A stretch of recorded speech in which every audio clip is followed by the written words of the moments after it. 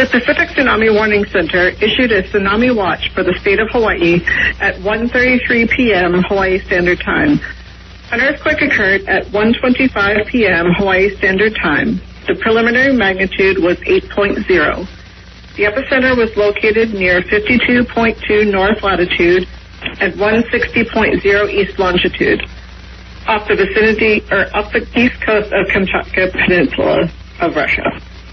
The tsunami watch is based on earthquake data only. It is not known at this time whether a Pacific-wide tsunami has been generated. This watch may be upgraded to a warning or advisory based on updated information.